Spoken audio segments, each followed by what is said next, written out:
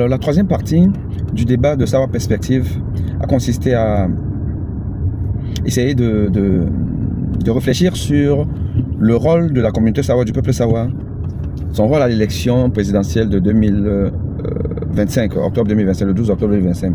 Qu'est-ce que les Douala, les Sawa, qu'est-ce que les Sawa devraient faire? Quel rôle ils devraient jouer?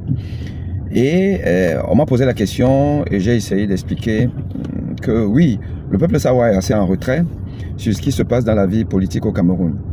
Le peuple Sawa, et j'ai donné un exemple rapidement, j'ai donné un exemple qui consiste à ce que dimanche dernier,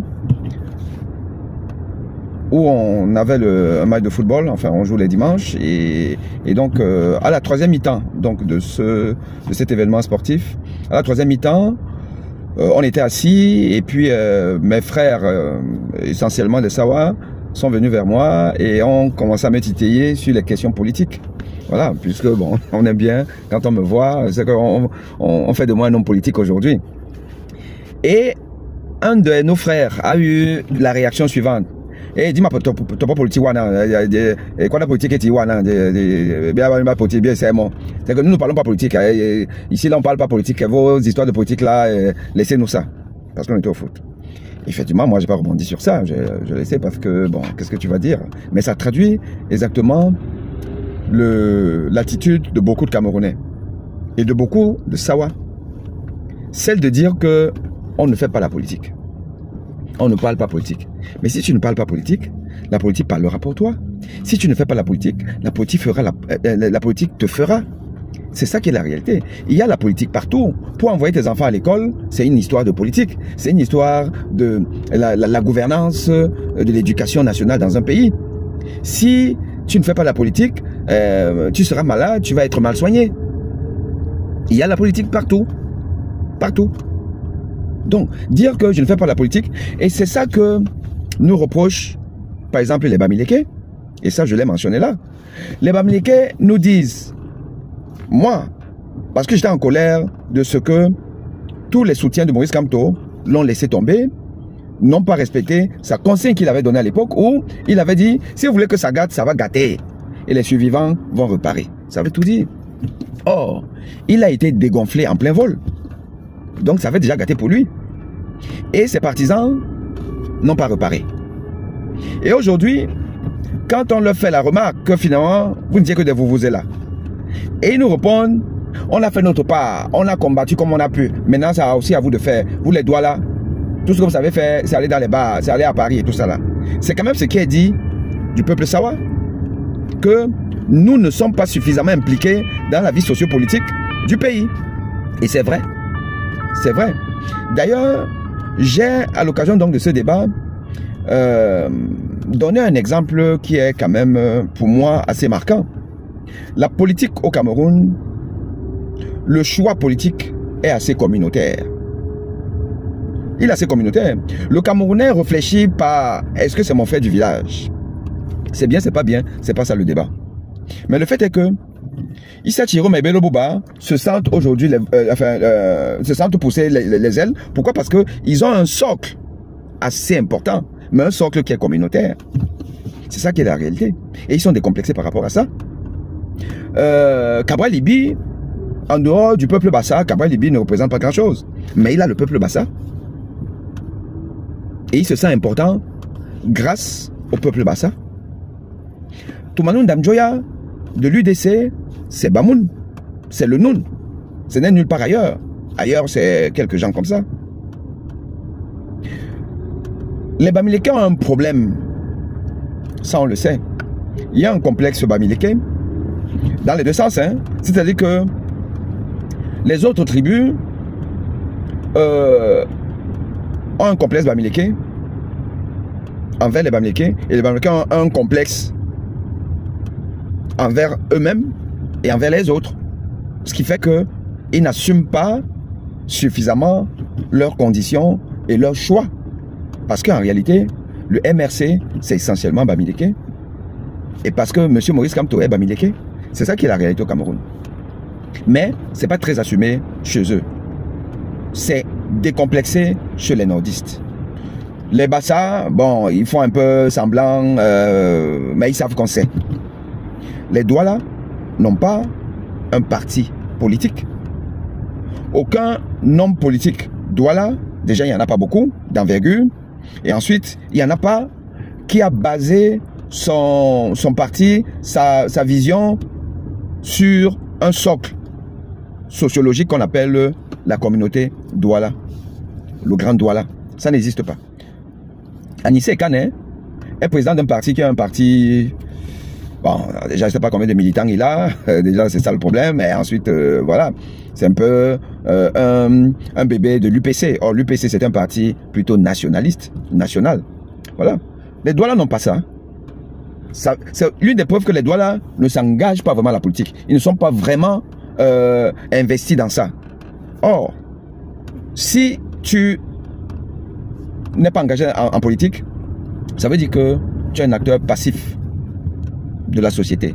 Et le peuple Sawa est donc assez passif. C'est des gens, nous regardons, nous attendons, nous sommes biberonnés, on attend la fin du mois pour avoir le petit salaire et puis on en fait plus dans la jouissance qu'autre chose.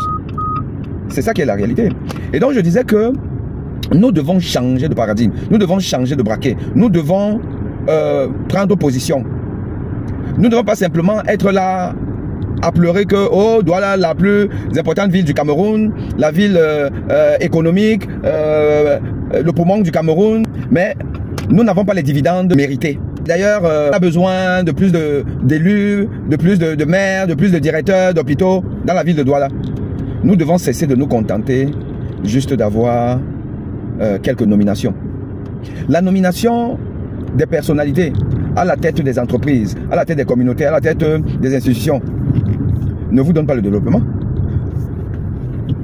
Douala a souvent eu des personnalités importantes.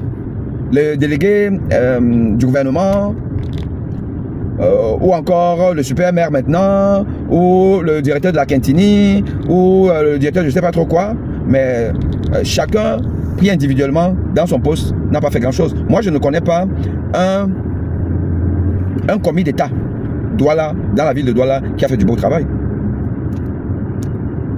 Non, ça n'existe pas. Moi je n'en connais pas. Voilà. C'est ça qui est la réalité. Que ce soit l'hôpital de la Quintini, ils n'ont pas laissé de beaux souvenirs, à la communauté urbaine, pas de beaux souvenirs, n'importe où. Pourquoi? Parce qu'ils sont dans un système. Ils sont dans un système qui veut que quand tu arrives là, tu manges, tu donnes à ta hiérarchie et tu ne fais rien pour la communauté. Or, c'était des Sawa, des natifs. Donc, vouloir signer un pacte, je ne sais pas trop, un pacte républicain avec un des candidats, et apparemment, c'est Akere Mouna, qui est conseillé par l'un des leaders Sawa aujourd'hui, voilà, avec qui je ne partage pas certaines choses, voilà, par exemple l'apologie de la haine. Je crois qu'à un moment donné, il faut être un peu sérieux. Donc, quand on me dit qu'il faut qu'Akere Mouna signe un pacte où il va nous dire exactement quelle sera la place du Sawa dans sa république de demain, j'ai envie de dire, et que qu'il faut qu'il s'engage à ce qu'il, par exemple, à Douala Premier, les responsables, les élus soient des Sawa. C'est pas une histoire d'individu. Voilà un peu comment j'ai... C'est pas une histoire d'individu, c'est une histoire de vision et de système. Il faut changer le système. Il faut changer le système gouvernant. Et les Douala, les Sawa doivent donc participer à ce changement. Et on ne participe pas étant à l'extérieur, étant hors du débat, il faut être dans le débat politique. Les Sawa doivent s'impliquer dans la politique de manière active. Pendant très longtemps, les Sawa se sont contentés d'avoir Laurent Esso comme leur représentant, l'oreille de Paul Biya pour le développement de cette communauté. Ça, c'est absurde. C'est idiot. Quand vous aviez une nomination d'un Sawa quelque part dans une administration centrale ou décentralisée au Cameroun, on vous disait que le parrain, c'est Laurent Esso. C'est ce qu'on vous disait. C'est ce qu'on vous dit. Est-ce que c'est normal? C'est pas normal. C'est pas normal. Voilà. Laurent Esso ne peut pas être le faiseur de roi des Sawa. Non. Cela se fait au mérite. Donc, il y a un certain nombre de choses qui doivent être revues, refaites, afin que l'homme Sawa prenne toute sa place. Et j'ai dit aussi dans cette réunion qu'en réalité, nous avons un atout par rapport à beaucoup de communautés au Cameroun. C'est que le Sawa n'est pas clivant. Le Sawa, à tort ou à raison, ne suscite pas une certaine animosité. Le Sawa a pour principale ville le carrefour du Cameroun, où toutes les communautés y vivent. Donc le Sawa est accueillant. Et nous devons profiter de ça, nous devons capitaliser ça, pour peser dans la vie socio-politique du Cameroun. Ça, c'est ce que j'ai dit. Et beaucoup ont partagé cet avis. Ben, évidemment, il y a aussi... il y avait quelques réserves, ce qui est normal. Bon, voilà, je n'ai pas la séance infuse. Mais voilà à peu près ce que j'ai dit. Et on va en discuter, davantage, parce que je pense qu'il faut raviver justement la flamme que nous avaient apporté les héros nationalistes camerounais d'origine Sawa, dont Rodolphe Douala Mangabel, même si, ça peut faire débat, est-ce qu'il a vraiment été un nationaliste, est-ce qu'il a combattu les Allemands ou pas, mais moi j'ai toujours dit que dans le contexte de l'époque, où ils n'étaient pas nombreux, où il n'y avait pas de moyens, s'élever contre le grand maître, ce n'était pas facile. Il y a eu les King Air, à l'époque donc des Oumyobé comme compagnons de Oumyobé, Neswanje et autres. Donc il y a eu, les Douala ont eu des combattants, de bons combattants. Et il faut qu'on reprenne notre place. Voilà. À très bientôt, les frères.